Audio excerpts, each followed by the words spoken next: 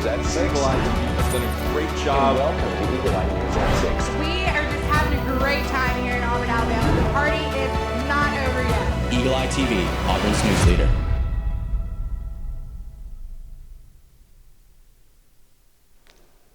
Good evening, and welcome to Eagle Eye News at 6. I'm Allison Thomas. And I'm Jonny Koeninger. Thank you for joining us. 2 people are dead after a mass shooting in a crowded downtown area of Montgomery Saturday night. Police in Montgomery say rival gunmen opened fire on a crowd of people in a busy nightlife district before midnight. 14 people were hurt, 5 with life-threatening injuries.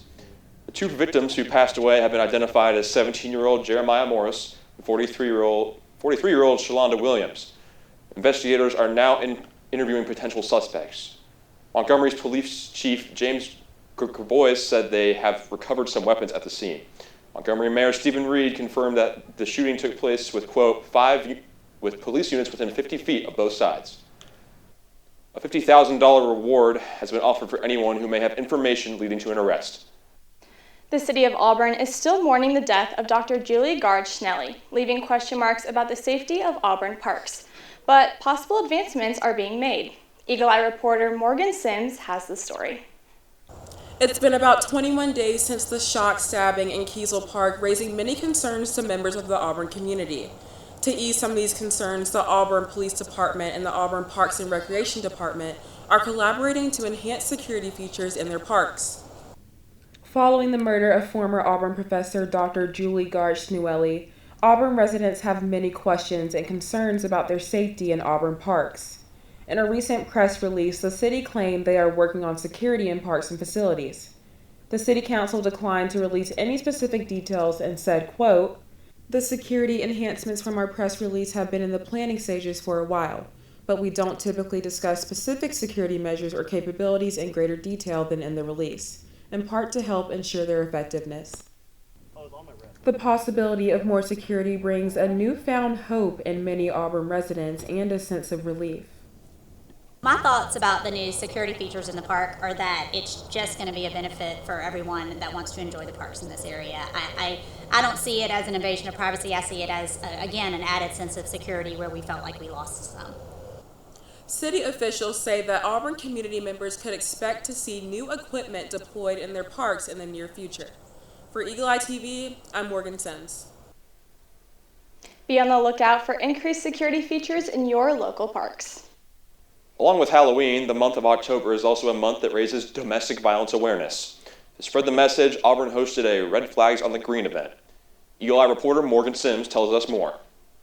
As we head into Domestic Violence Awareness Month, the Office of Equal Opportunity Compliance wants the Auburn community to know that they're not alone.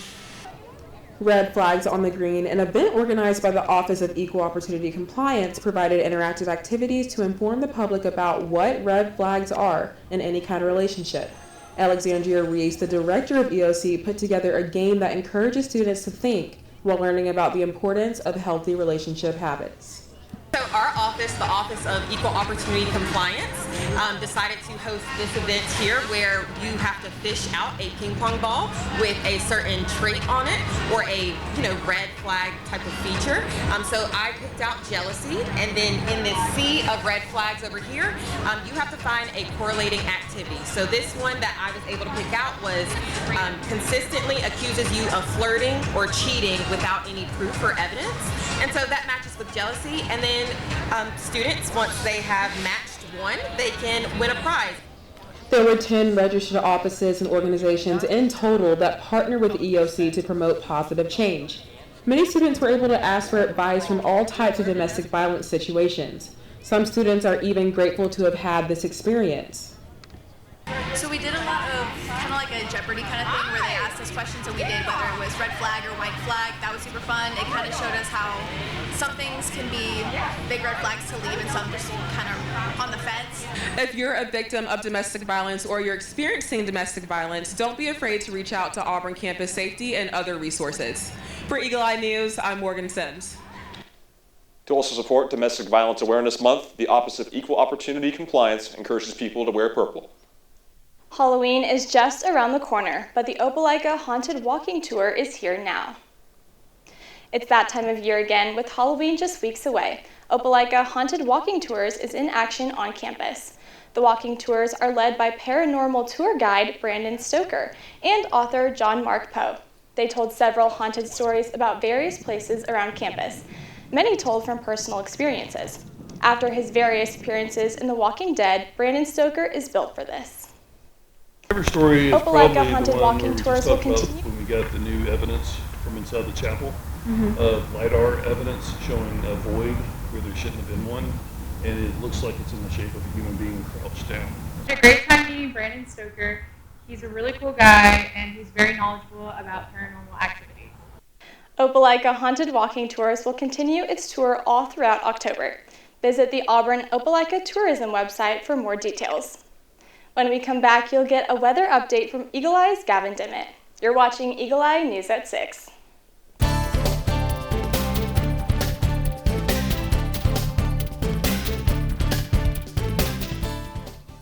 Welcome back to Eagle Eye News at 6. I am Gavin Dimit, and here is your weather outlook for this week on the plains.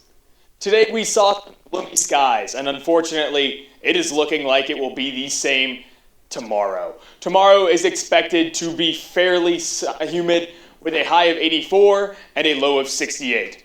The sun will try to come out on Wednesday, so expect a high of 86 and a low of 69. Thursday, we take a shocking turn, heading into the mid-70s. We predict a high of 74 and a low of 67. On Friday, expect the similar weather, with a high of 73 and a low of 59. Fall break is really living up to its name with these lowering temperatures. On Saturday, we expect a high of 78 and a low of 57. Make sure to bundle up for the big game that night. Finally, on Sunday, expect sunny skies with a high of 78 and a low of 55. Zooey mama, that took a sharp turn during the middle of the week. Hopefully you are excited to get extra cozy because sweater weather is officially here. That's all for your weather outlook this week. We will be going back to the desk with Jonny and Allison when we get back. As always, I'm Gavin Dimit. Thank you for watching, and War Eagle.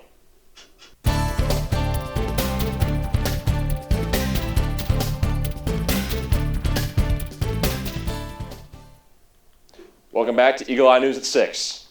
More than 200 trekkers are still waiting to be rescued on Mount Everest after an unseasonably heavy snowstorm pummeled the Himalayas over the weekend. Several hundred hikers were trapped 16,000 feet above sea level after the storm blew in on Friday night. The snowstorm comes as China begins celebrating a week-long national holiday, with many traveling to Everest as a vacation. On Sunday, Chinese state media reported that 350 people reached a small township in Tibet. Hundreds of local villagers and rescue teams have been deployed to help with the operation. Many farmers across the country have reported surging financial costs as countries hit back at tariffs imposed on them. Now, President Trump is considering a bailout to help these farmers. CNN's Aaron Hedgerty has more about what farmers are doing to combat these rising costs. Soybeans are coming out of the ground here in northwest Washington County. Just getting a good start in the last week, and they came along pretty quick with the warmer temps. Although the wet conditions Sunday meant most chose to shut down harvesting for the day early, including Greg Hogermeyer. Today, if these got just too tough with these light showers. But that's what we harvest, that little soybean. The hard part comes after harvesting. If we're not able to move a certain amount offshore, there's more here than we're going to utilize internally. That will cause further price decline.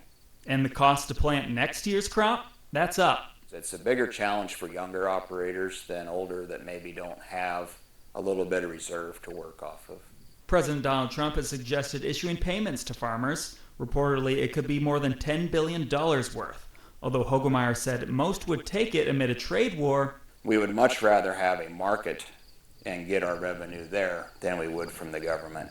Southwest Iowa farmer Joshua Mansky says the same. We're in this produce a product that's needed in order to sustain the rest of the world here. He traveled to D.C. a month ago with the Iowa Farmers Union, in part to discuss the impacts of the government's trade policies. A little bit of a self-inflicted wound here. For a lot of producers, it's trying to survive into the next growing season.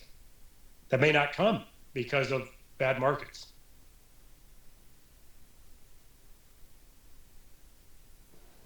Earlier this year, farm bankruptcies reached their highest rate since 2021. Former NFL quarterback Mark Sanchez is being blitzed with legal issues after being stabbed. The TV sports analyst is now facing a felony charge for an incident over the weekend. Indianapolis authorities originally charged Sanchez with 3 misdemeanors. He is now charged with felony battery involving serious bodily injury. That carries a maximum sentence of between 1 and 6 years in prison. Sanchez was in Indy to call Sunday's game between the Indianapolis Colts and the Las Vegas Raiders. According to the prosecutor, early Saturday morning, Sanchez and a 69-year-old truck driver got into a fight over a parking space, and Sanchez was repeatedly stabbed. He was taken to the hospital where he is reportedly in stable condition. A detective says Sanchez told him that he couldn't remember much about what happened and didn't remember who was involved. Sanchez made his NFL debut with the New York Jets in 2009. Between then and 2018, he also suited up for the Philadelphia Eagles, the Dallas Cowboys, and the then Washington Redskins. When we return, you'll get a political update with Eagle Eye's Tessa Allen. You're watching Eagle Eye News at 6.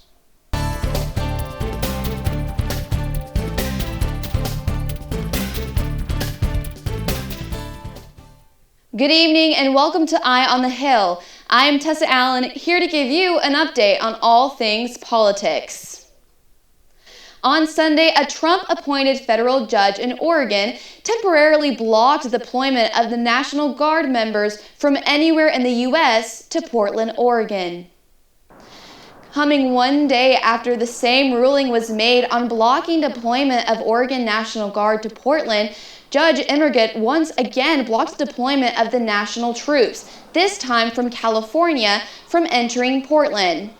President Trump ordered Californian troops to Portland to address what he states as out-of-control crime in a war-ravaged city and protest over the Trump administration immigration enforcement.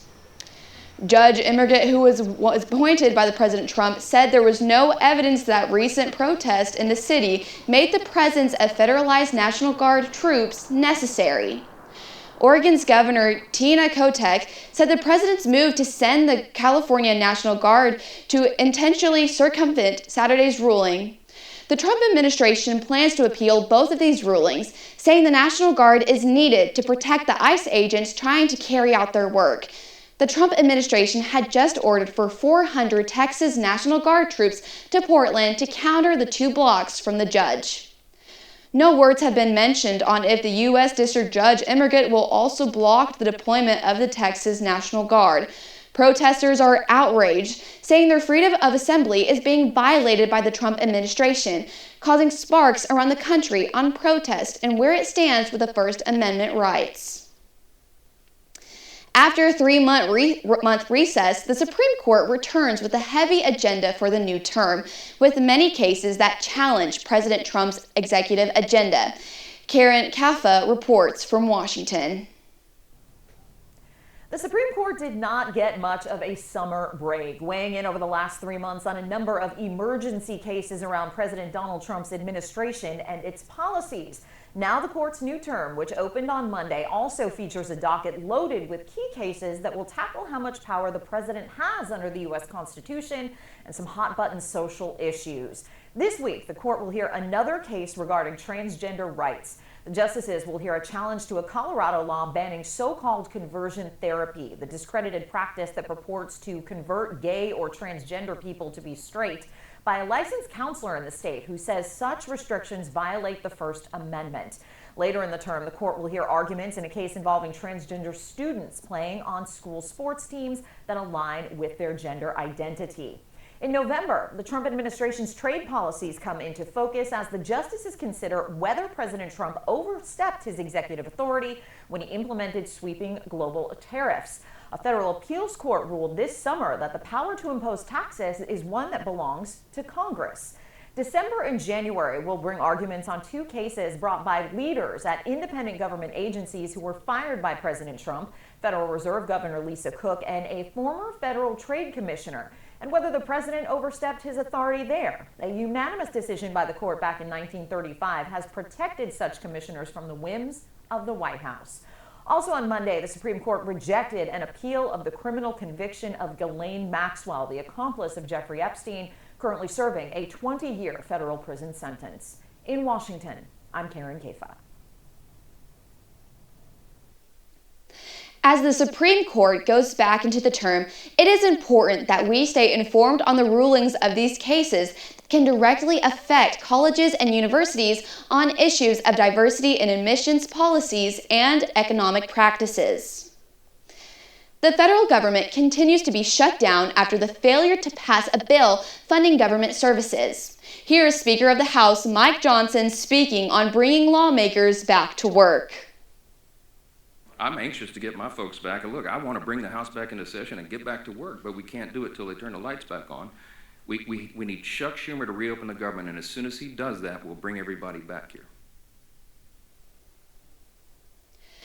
Members of the Senate are continuing to meet to discuss an agreement on the bill, but until then, it is unknown to when the government will reopen to resume congressional lawmaking and payment of federal workers. And that is all for political updates for today, but when we come back, you'll get a business/consumer update from Allison and Jonny. I'm Tessa Allen with Eye on the Hill, and you're watching Eagle Eye News at 6. We'll be right back.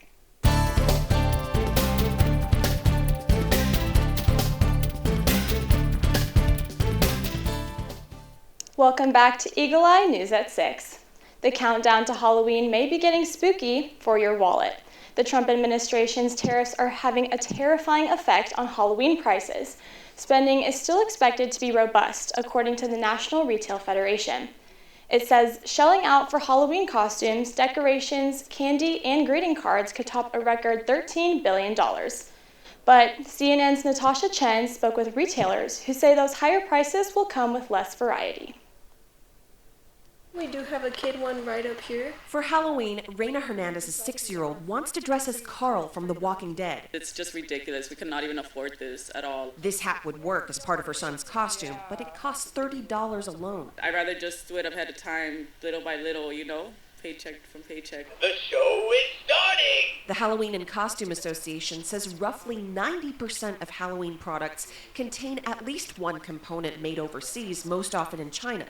Because of tariffs imposed on most Chinese imports, suppliers and retailers say this Halloween's products will cost a little more and you'll see less variety. We're all kind of on edge, but we're trying to stay positive.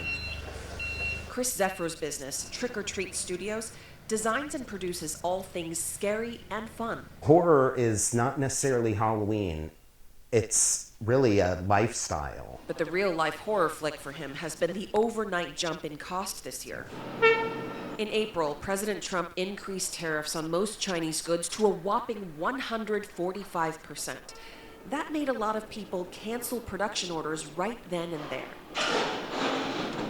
Then in May, when tariffs on Chinese goods fell to 30%, some production in China resumed, but the stoppage had already caused a delay or shortage of items for the season.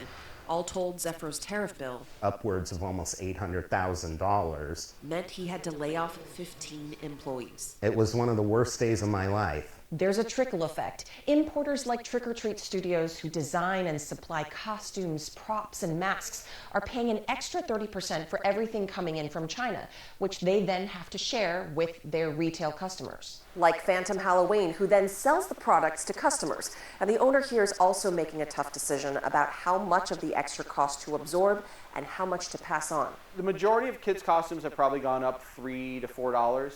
The majority of adult costumes have probably gone up $5 to $8. Ryan Goldman's family started Phantom Halloween stores in the 1980s. The idea is to hold as many prices as we can. Some items made in Mexico, Vietnam, India, or the UK won't see a price hike, but anything involving plastics or textiles is predominantly made in China. I'm not that political, so we just are dealing with the aftermath of it, and the aftermath isn't pretty. But Zeffro is clear about who's responsible. I would love to have a conversation, closed doors with Trump, because if you really want manufacturing to come back here, you have to look at why manufacturing left and start there. Policies and regulations, he says, that have made manufacturing in the U.S. extremely difficult and inefficient. For now, both he and Goldman have stopped bringing in items made too expensive due to tariffs. If it's $150 more for you, how much more is that for the customer? At least $300. And that's the reason why he didn't get reordered this year. And there are certain products like 1/6 scale action figures that Zephyro won't even produce. No one's going to spend $400 for an action figure. The only ones available in his warehouse came in before tariffs. So what you have here is it. That's it. Until maybe the midterms.